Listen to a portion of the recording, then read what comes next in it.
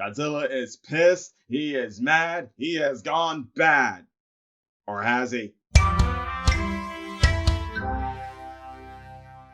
What's up, YouTubers of the world? MegaGeekMixer here to give you guys my trailer breakdown of the Godzilla vs. Kong trailer that just came out yesterday. And guys, we got a lot to unpack here. I just don't really know how much we're going to be unpacking here. All I just know is we're going to be unpacking a lot. So I made some notes on Notepad just to keep track of what it is I'm trying to talk about here. But why don't we just go ahead and start off with the synopsis of this. And the synopsis reads like this. Legends collide in Godzilla vs. Kong as the mystic adversaries meet in a spectacular battle for the ages. With the fate of the world hanging in the balance, Kong and his protectors undertake a perilous journey to find his true home. And with them is Gia, a young orphan girl with whom he has formed a unique and powerful bond with.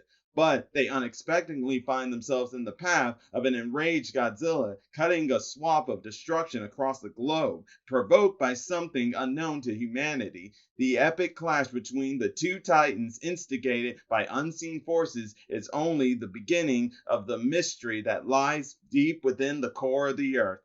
Wow, guys, that sounds crazy right there. First off, when you even look at the beginning of the trailer, you can just tell that, yeah, something's going on. And it looks like they're using Kong here to, what's the best way to put it here? Stop it. Yeah, stop it. I was trying to think of something else there. My bad, guys. But basically, yeah, something's going on and they think Kong can stop it or something like that. But it shows us here that yes, he's got, like always in most of his Kong appearances, has a unique relationship with a female character. Most of them have been grown women, but this time it's a little girl, almost as if showing that this little girl Gia, who was orphaned and left on Skull Island, and somehow Kong became her caretaker, along with another male woman, along with another female woman, because the pictures here show it for itself, as it's showing all these pictures of her with her on Skull Island, and then that one scene of her touching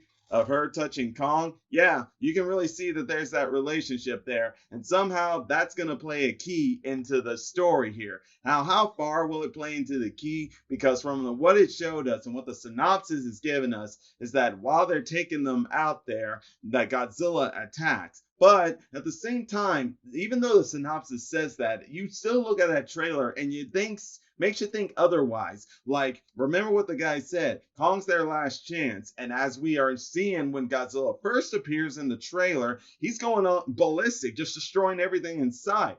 And one of the hints of it is when in Godzilla 2014, or whenever he saw other ships around him, he just went under them. He didn't even try to plow right through them. Whereas in this one, he plows right through them and then just goes all around places, not just first off when we see him that he shows up on that aircraft trying to attack Kong, but Kong giving him a big whack to the face and then pushing him back on the water, which, by the way, love that shot of Godzilla using his atomic breath underwater and then Kong jumping dramatically like in one of those hero shows as they're jumping from a big explosion. That was sick. But that all now set aside, we got to really go into Godzilla here and what we are seeing here, because as it's showing us throughout the entire trailer, it looks like Godzilla has gone bad this time. Yeah, in the first two movies, he was more or less the good guy. The reason I say that is because we gotta always remember, Godzilla's a force of nature, neither good nor bad. He can sometimes attack people, he can sometimes defend the earth. It all depends on things. And for all purposes we know, right now he's attacking the earth because from what it's looking like, something is making him mad, that he's attacking humanity for it.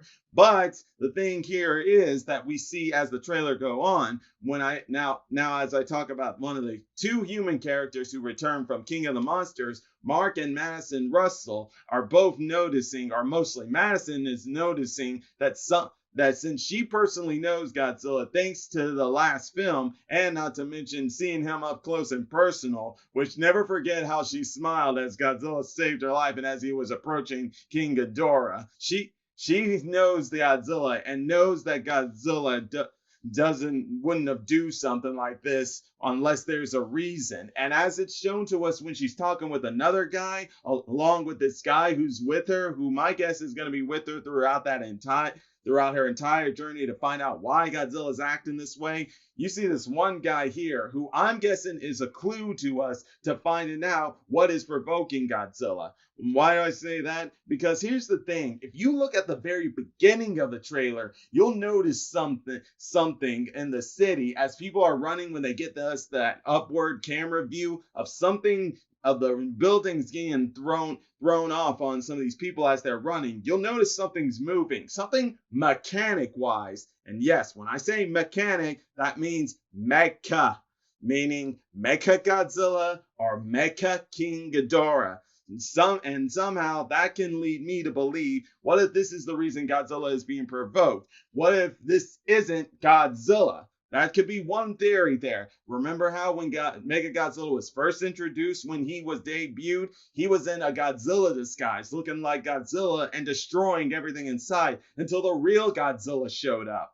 And that could be it right there. Yet it could not be, because there's also a chance that it is Godzilla, but he's being provoked by mankind. Like, what if somehow they made a device, or they've done something that Godzilla sent and he is pissed off with them, and knowing that whether it's not just a specific group of humans or not, he's taking his anger out on all of humanity for doing something that pissed him off. Like, say, what if he knows they made a clone of him and he finds that as an insult right there.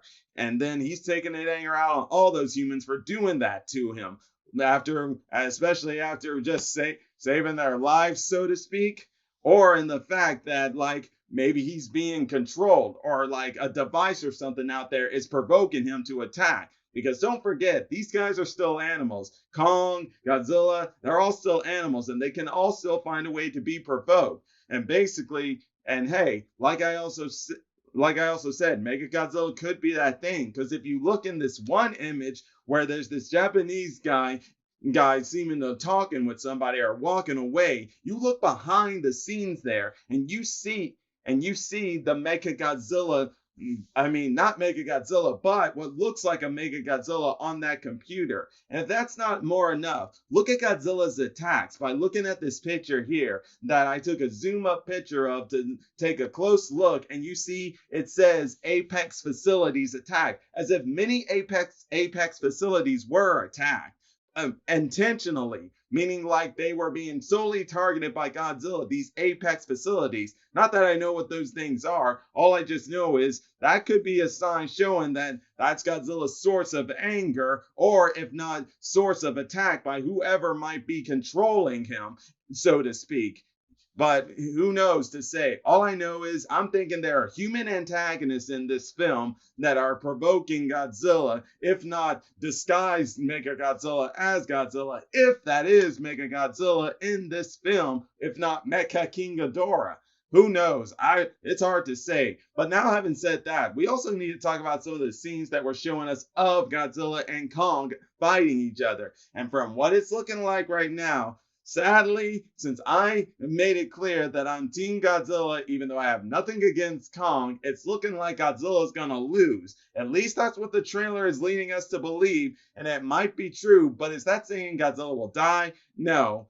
And one thing I did like here was when this woman said that Kong bows to no one. And yes, I can believe that without a doubt. However, though, Godzilla bows to no one either. Let's say if he does lose, does that mean he's going to see Kong as his alpha, as his king? I highly doubt it. I just think he might respect and acknowledge Kong as a king as well, and maybe say they're both kings. Like, I guess what I'm saying is, even if it may seem as if Kong wins, what if in the end Godzilla somehow wins too? That's just what I'm saying. Now, you guys are probably wondering, how can that be? Well, right now, I can't say I completely have an answer on that. It's just basically me trying to break down and think, what is what is it they're expecting of us. But basically right now, all they're looking at us as the audience and being like, no, I'm Team Godzilla, I'm Team Kong, he's gonna win, he's gonna win. All I can say is I am Team Godzilla, and even let's say if he may lose, let's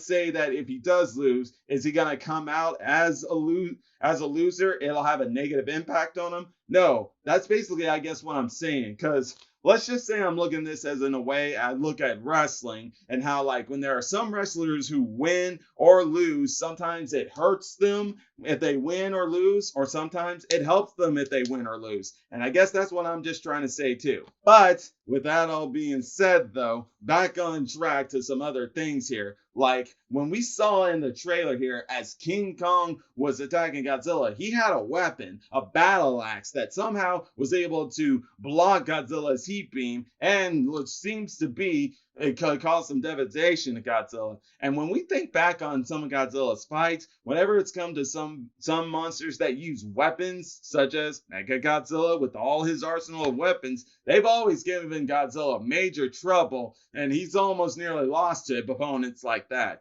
And when we think back on Kong and Skull Island, he's good at using weapons, his environment to his advantage. So that could really show that, for one, yeah, that gives Kong an advantage. Because when you think about it, if Kong's just fighting with his fists, that's not going to do enough to Godzilla. It's going to take more than a punch to beat Godzilla here. So, and let's not forget, Godzilla is a nuclear weapon, or better yet, a living nuclear weapon. But here in the Titans universe, that's not the case. But his powers are still the same, nevertheless. So they gotta find a way to even things out for Kong, and this battle axe seems to be a good thing. How is it absorbing his power, his breath though? I don't know. I took a good look at that, and I think he's got one of Godzilla's spines. That's just my guess though. I don't know. But I see that battle axe as being a good way for Kong to get an advantage on Godzilla, if not win, so to speak. Because one thing's for certain is what I would definitely think I'd like to see in this movie is that, okay, we got this little girl, Jira, and then you got Madison going on a journey to find out what's provoking Godzilla. And the actor has said her journey is going to lead her to knowing who to side with.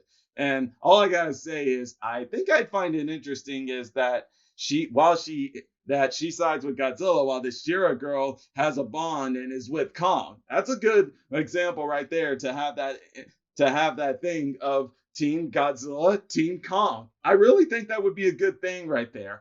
But who knows? Maybe that can be the thing, and maybe it can. But personally, I hope it is, because I really would like it to be like that. Not that I'm saying that I want these two to fight each other. Like, who knows? They might not even meet up in the film, but it can still give us, the fans, the audience who watches it, a viewpoint. This little girl's Team Kong. This girl is Team Godzilla.